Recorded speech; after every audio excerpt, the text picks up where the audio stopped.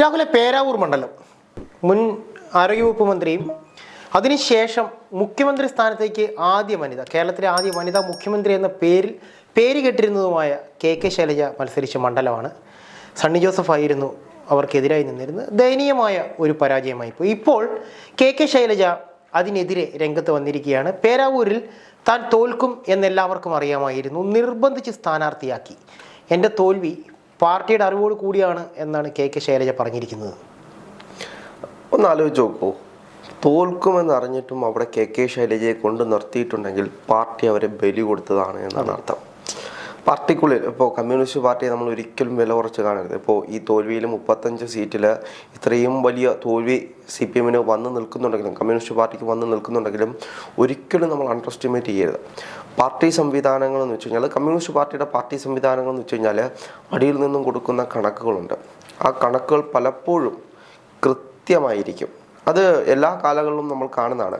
ഇപ്പോൾ അവർ party committee വിളിച്ചിട്ട് ആ കണക്കുകൾ പറയുമെങ്കിലും അവരുടെ കയ്യിലിരിക്കുന്ന കണക്കുകൾ പ്രകാരം അവർക്ക് കൃത്യമായിട്ടറിയാം എന്താണ് സംഭവിക്കാൻ പോകുന്നതെന്ന്.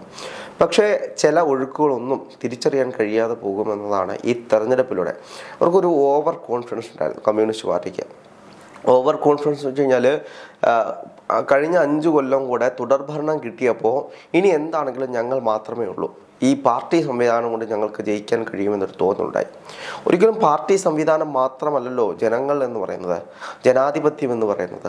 അപ്പോൾ കെ ശൈലജയ്ക്ക് അറിയാമായിരുന്നു ഞാൻ അവിടേക്ക് പോയി കഴിഞ്ഞാൽ തോൽക്കാനുള്ള സാഹചര്യമുണ്ട്. കാരണം 10 വർഷമായിട്ട് ഇടത് ഭരണമാണ് നിലനിൽക്കുന്നത്, പിണറായി വിരുദ്ധതയുണ്ട്, ഒരുപാട് പ്രശ്നങ്ങൾ നിലനിൽക്കുന്നുണ്ട്. ആ സാഹചര്യത്തിൽ ഈ 10 കൊല്ലം കൊണ്ട് വലിയൊരു നേതാവായിട്ട് മാറിയ സണ്ണി ജോസഫ്, ഇപ്പോൾ അദ്ദേഹം പേരാവൂർ MLA മാത്രമല്ലല്ലോ, KPCC പ്രസിഡന്റ് ആയിരുന്നു. KPCC പ്രസിഡന്റിനോട് മുട്ടാൻ പോകുമ്പോൾ താൻ തോൽക്കാനുള്ള സാധ്യതയുണ്ട് എന്ന് ശൈലജ ടീച്ചർക്ക് കൃത്യമായിട്ട് അറിയാമായിരുന്നു. എന്നാലും 3000 വോട്ടിന് ജയിക്കുമെന്നുള്ളൊരു കോൺഫിഡൻസ് ഒക്കെ കാണിച്ചിരുന്നു. പക്ഷെ അതെല്ലാം മാറുന്നൊരു സാഹചര്യം ഉണ്ടായി. എന്താണെങ്കിലും ഇപ്പോൾ അതേപോലെ തന്നെ ശിവൻകുട്ടി, തിരുവനന്തപുരത്ത് എന്തുകൊണ്ടാണ് ശിവൻകുട്ടി തോൽക്കാൻ കാരണം എന്ന് ചോദിച്ചു കഴിഞ്ഞാൽ, അദ്ദേഹം ആദ്യമേ തന്നെ പറഞ്ഞിരുന്നു എനിക്ക് മത്സരിക്കാനില്ല, പ്രായാധിക്യമായി, വലിയ പ്രശ്നങ്ങളുണ്ട്. അപ്പോൾ അങ്ങനെയുള്ള കാര്യങ്ങൾ പറഞ്ഞപ്പോൾ പാർട്ടിക്ക് നിർത്താൻ വേറൊരു മുഖമില്ലാത്തൊരു സാഹചര്യം ഉണ്ടായി, പാർട്ടിക്ക് നിർത്താൻ വേറൊരാൾ ഇല്ലാതായിപ്പോയി. അപ്പോൾ അങ്ങനെയുള്ള സാഹചര്യത്തിലാണ് പാർട്ടിയിലുള്ള പല വോട്ടുകൾ പോലും BJPക്ക് പോകുന്നൊരു സാഹചര്യം ഉണ്ടായത്. അപ്പോൾ അദ്ദേഹം തോൽക്കാനുള്ള സാഹചര്യമുണ്ട് എന്ന് മുൻകൂട്ടി നമ്മൾ കണ്ടിട്ടുള്ളതാണ്. കാരണം 2016 ആദ്യമായിട്ട് O രാജഗോപാൽ തിരുവനന്തപുരത്ത് MLA ആയിട്ട് വരുന്നത്. അതായത് മോദി തർക്കമില്ലാത്ത കാലഘട്ടത്തിൽ പോലും. ഇപ്പോൾ BJPയുടെ ഒരു പീക്ക് ലെവലിൽ നിൽക്കുന്ന ടൈമാണ്. ഇനി BJP താഴേക്ക് വരുന്ന ഒരു സാഹചര്യമായിരിക്കും നമ്മൾ കാണാൻ പോകുന്നത്. കാരണം ഒരു പാർട്ടിക്ക് അത്രയും കാലമൊന്നും സസ്റ്റെയിൻ ചെയ്ത് നിൽക്കാൻ കഴിയില്ല. ഒരു പീക്കിലേക്ക് പോയി കഴിഞ്ഞാൽ അത് താഴേക്ക് വരും. കാരണം പീക്കിലെത്തി കഴിയുമ്പോൾ ഒരു ഓവർ കോൺഫിഡൻസ് വരും, ഒരു ഭരണവിരുദ്ധ വികാരം വരും, അങ്ങനെയുള്ള ഒരുപാട് കാര്യങ്ങളുണ്ട്. ഇപ്പോൾ എല്ലാവരെയും സംതൃപ്തിപ്പെടുത്തി എല്ലാ കാലത്തും മുന്നോട്ട് പോകാൻ പാടാണ്. അങ്ങനെയാണെങ്കിൽ കോൺഗ്രസ് പോലൊരു പാർട്ടിയൊക്കെയാണ്. കാരണം ഇത്രയും കാലം ഇങ്ങനെ ഭരിച്ച് കൊണ്ടുപോയിട്ടും ജനങ്ങൾ അവർക്ക് അതിൻ്റെ മറ്റൊരു കാര്യമെന്ന് പറയുമ്പോൾ അവിടെ പ്രാദേശിക പാർട്ടികളും UDF എന്ന് പറയുന്നത് ഒരുപാട് ആളുകളെ ഉൾക്കൊണ്ടു പോകുന്നൊരു പാർട്ടിയാണ്. ഒരു ഐഡിയോളജി മാത്രമല്ല, പല സ്ട്രാറ്റജികളും പല ഐഡിയോളജികളും ചേർന്ന് നമ്മൾ ഇന്ത്യ എന്ന് പറയുമ്പോൾ തന്നെ കേരളമാണെങ്കിലും കർണാടകയാണെങ്കിലും തമിഴ്നാടാണെങ്കിലും ഗുജറാത്ത് ആണെങ്കിലും രാജസ്ഥാൻ ആണെങ്കിലും വൈവിധ്യങ്ങളാണ്. അതെ, യൂണിറ്റി ഇൻ ഡൈവേഴ്സിറ്റി എന്ന് പറയുന്ന ബൃഹത്തായ ആശയം ഉൾക്കൊള്ളുന്ന ഒരു പാർട്ടിയുടെയാണ് കോൺഗ്രസ്. അതുകൊണ്ടാണ് അതിന് നിലനിന്ന് പോകാൻ കഴിയുന്നത്. ഇപ്പോൾ BJP ആണെങ്കിൽ പോലും അവർക്ക് ഒറ്റ ആശയമേ ഉള്ളൂ, യൂണിറ്റി എന്ന് പറയുന്നത് എല്ലാവരും കൂടെ ചേർന്നാണ്. ഇപ്പോൾ ഡൈവേഴ്സിറ്റി നമുക്കറിയാം, കേരളത്തിലുള്ള രാഷ്ട്രീയ സംസ്കാരമല്ല ഗുജറാത്തിലുള്ളത്, ഗുജറാത്തിലെ രാഷ്ട്രീയ സംസ്കാരമല്ല രാജസ്ഥാനിലുള്ളത്, രാജസ്ഥാനിലെ രാഷ്ട്രീയ സംസ്കാരമല്ല പഞ്ചാബിലുള്ളത്.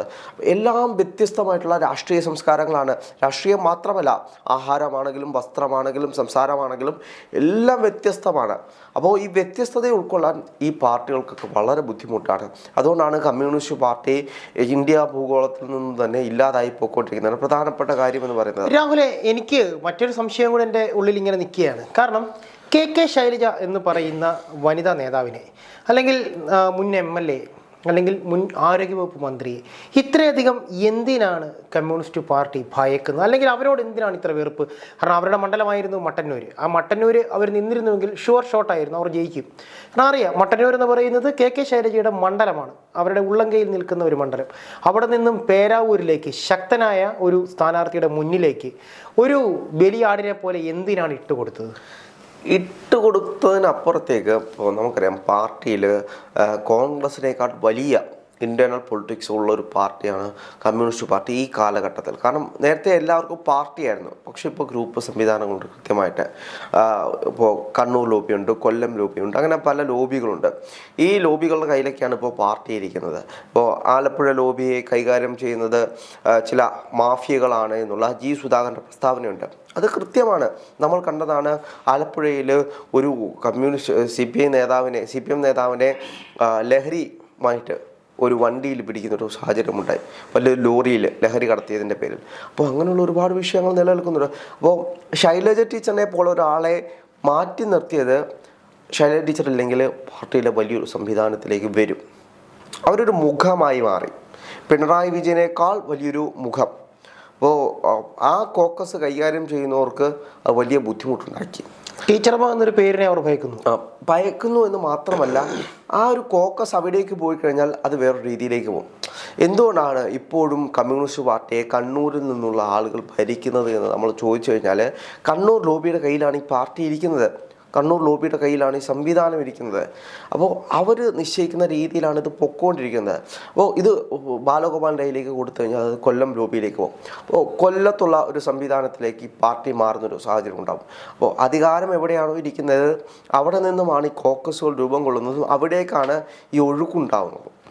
അപ്പോൾ ഇനി ഏത് പാർട്ടിയാണെങ്കിലും, കോൺഗ്രസ്സിലാണെങ്കിലും ഇനി ആരുടെ കയ്യിലാണോ അധികാരം ഇരിക്കാൻ പോകുന്നത്, രമേശ് ചെന്നിത്തലയുണ്ട്, വി ഡി സതീശനുണ്ട്, കെ സി വേണുഗോപാലുണ്ട്. അപ്പോൾ ആരുടെ കയ്യിലാണോ അധികാരം ഇരിക്കാൻ പോകുന്നത്, ഇപ്പോൾ വി ഡി സതീശൻ്റെ കയ്യിലാണ് അധികാരം ഇരിക്കാൻ പോകുന്നത്, ഒഴുക്ക് അവിടേക്കായിരിക്കും. ഇനിയിപ്പോൾ എല്ലാ അട്ടിമറിക്കും അപ്പുറം കെ സി വേണുഗോപാൽ മുഖ്യമന്ത്രി ആയി എന്ന് വെക്കുക, ഒഴുക്ക് അങ്ങോട്ടേക്കായിരിക്കും. ആദ്യമേ ചെറിയ പ്രതിഷേധങ്ങളൊക്കെ ഉണ്ടാവും, പക്ഷേ ആ ഒഴുക്ക് പിന്നീട് കെ സിയിലേക്കായിരിക്കും. കാരണം അധികാരം എവിടെയാണോ അവിടേക്ക് മാത്രമേ ഒഴുക്കുണ്ടാവുകയുള്ളൂ. അല്ലെങ്കിൽ വലിയൊരു വിരുദ്ധത ഉണ്ടാവണം, വലിയൊരു പ്രതിസന്ധി ഉണ്ടാക്കാൻ അപ്പുറത്ത് നിൽക്കുന്ന ആളുകൾക്ക് കഴിയണം, അവർക്ക് അത്രയും കേപ്പബിലിറ്റി ഉണ്ടാവണം, എന്നാൽ മാത്രമേ അത് കഴിയുള്ളൂ. ഇപ്പോൾ ശൈലജ ടീച്ചറിനെ പോലെ ഒരാൾക്ക് ആ ഒരു കേപ്പബിലിറ്റി ഉണ്ടാകാനുള്ള സാധ്യതയുണ്ട്. ഇപ്പോൾ അവരെ പേരാമ്പ്രയിലേക്ക് മാറ്റുമ്പോൾ തന്നെ വലിയ പ്രതിഷേധങ്ങളുണ്ടായി. എന്തുകൊണ്ടാണ്? അവർക്ക് ആ ഒരു കേപ്പബിലിറ്റി ഉണ്ടായതുകൊണ്ടാണ്. പിണറായി വിജയനേക്കാൾ മുകളിൽ എത്താനുള്ള കേപ്പബിലിറ്റി ഉണ്ടായതുകൊണ്ടാണ്. ഇനിയിപ്പോൾ സംഭവിക്കാൻ പോകുന്നത്, ഇപ്പോൾ അടുത്ത പാർട്ടി സെക്രട്ടറി ആരാണ് എന്നൊരു ചോദ്യമുണ്ട് സി പി എമ്മിനെ സംബന്ധിച്ച്. അതേപോലെ തന്നെ അടുത്ത പ്രതിപക്ഷ നേതാവ് ആരാണ് എന്നുള്ള ചോദ്യങ്ങളുണ്ട്. ഈ ചോദ്യങ്ങൾക്കുള്ള ഉത്തരം കൃത്യമായിട്ട് വരുമ്പോൾ നമുക്ക് പാർട്ടി ഇനി എങ്ങനെ പോകുമെന്ന് ഡിഫൈൻ ചെയ്യാൻ കഴിയും. അതിൻ്റെ പ്രധാനപ്പെട്ട ഒരു കാര്യമെന്ന് പറയുന്നത്, എന്താണെങ്കിലും ശൈലജ ടീച്ചർ ചിലപ്പോൾ ഈ സംവിധാനം കൈകാര്യം ചെയ്ത രീതിയിലേക്ക് ഒപ്പം പ്രതിപക്ഷ നേതാവായിട്ട് പിണറായി വിജയൻ വരണമെന്ന് പറയുമ്പോഴും ജയിച്ചിരുന്നെങ്കിൽ ടീച്ചർ ആയനല്ലേ? അല്ല, ജയിച്ചെഴുന്നെങ്കിൽ ചിലപ്പോൾ ടീച്ചർ കൊടുത്തേനെ. ഇനിയിപ്പോൾ ഉള്ളത് നമ്മുടെ ധനകാര്യമന്ത്രിയായിട്ടുള്ള കെ എൻ ബാലഗോപാലാണ്. അപ്പോൾ കെ എൻ ബാലഗോപാലിലേക്ക് പോയി കഴിഞ്ഞാൽ ഇത് കൊല്ലം എത്താനുള്ള ഒരു സാഹചര്യമുണ്ട്. അപ്പം അത് ചിലപ്പോൾ അത് വെക്കാനുള്ള സാഹചര്യമുണ്ട്. അതായത് കണ്ണൂരിന്റെ കയ്യിൽ നിന്നും പാർട്ടി പോകാൻ പാടില്ല എന്ന് ചിലർ തീരുമാനിച്ചിരിക്കുന്നു എന്നാണ് രാഹുൽ പറഞ്ഞത്. അവരാണ് ഇപ്പോഴും ഈ പാർട്ടിയെ കൈകാര്യം ചെയ്തതും പാർട്ടിയെ കൃത്യമായിട്ട് കൊണ്ടുപോകുന്നതും. അത് തന്നെയല്ലേ പാർട്ടിയുടെ ഇന്നത്തെ അവസ്ഥയുടെ കാരണവും? ഒരിക്കലുമല്ല. പാർട്ടിയുടെ ഇപ്പോഴത്തെ അവസ്ഥയ്ക്ക് പ്രധാനപ്പെട്ട കാരണം എന്ന് വെച്ച് കഴിഞ്ഞാൽ, ഈ നേരത്തെ ഇതൊരു ജനകീയത ഉണ്ടായിരുന്നു. ആ ജനകീയ ഒരു പാർട്ടി സെക്രട്ടറി ഇല്ലാത്തതിൻ്റെ ഏറ്റവും വലിയ കുറവുണ്ട്. ഒരു നല്ല പാർട്ടി സെക്രട്ടറി ഉണ്ട്, നല്ല പാർട്ടി സെക്രട്ടറി ഇല്ല. അത് വലിയൊരു വിഷയമാണ്. ഇപ്പോൾ കഴിഞ്ഞ ദിവസം ഡി കെ ഗോവിന്ദനും അദ്ദേഹത്തിൻ്റെ ഭാര്യയും കൂടെ നമ്മുടെ കോടിയേരി ബാലകൃഷ്ണൻ്റെ വീട്ടിലേക്ക് വരുന്നത് നമ്മൾ കണ്ടാണ്. അപ്പോൾ കോടിയേരി ബാലകൃഷ്ണൻ്റെ ഭാര്യ പറയുന്നുണ്ട്, എൻ്റെ വീട്ടിലേക്ക് വന്ന അതിഥികളാണ്, അവരെ ഞാൻ ഒരിക്കലും തള്ളി പറയില്ല എന്ന് പറയുന്നൊരു സാഹചര്യമുണ്ട്. അപ്പം അതായത് ഒരു പാർട്ടി സെക്രട്ടറിയുടെ കുറവ് ടി കെ ഗോവിന്ദൻ തന്നെ പറയുന്നുണ്ട്. കോടിയേരി ബാലകൃഷ്ണനായിരുന്നു പാർട്ടി സെക്രട്ടറി എങ്കിൽ ഞാൻ ഈ പാർട്ടി വിട്ടുപോകുന്നൊരു സാഹചര്യം ഉണ്ടാവത്തില്ല. എല്ലാവരും ചേർത്ത് നിർത്താനുള്ള ഒരു കഴിവുണ്ടായിരുന്നു. അതായത് ഇവരെ കേൾക്കണം. അവിടെ ടി കെ ഗോവിന്ദൻ പറഞ്ഞ മറ്റൊരു കാര്യമുണ്ട്, എല്ലാവരുടെയും ആ പാർട്ടി അണികളുടെ മുഴുവൻ തീരുമാനം എന്ന് പറയുന്നതും ഗോവിന്ദ മാഷിന്റെ ഭാര്യയെ വേണ്ട എന്നായിരുന്നു. പക്ഷേ അവസാനം അതിലേക്ക് എത്തിച്ചേർന്നപ്പോഴാണ് പാർട്ടിക്കുള്ളിൽ വിഷയമായതും ടി കെ ഗോവിന്ദൻ ഇറങ്ങി പോകുന്ന ഒരു സാഹചര്യം, സ്വതന്ത്രമായി മത്സരിക്കുന്ന ഒരു സാഹചര്യം ഉണ്ടായത്. അപ്പോൾ എന്ത് തന്നെയാണെങ്കിലും കമ്മ്യൂണിസ്റ്റ് പാർട്ടിയിൽ വലിയ മാറ്റങ്ങൾ വരുത്തുന്ന ഒരു കാലഘട്ടത്തിലൂടെയാണ് പൊക്കോണ്ടിരിക്കുന്നത്. ഇനി ശൈലജ ടീച്ചറിനെ പോലുള്ള ആളുകളുടെ ഗതി എന്താവുമെന്നും കൂടെ നോക്കിക്കാണുന്നൊരു കാലഘട്ടമാണിത്.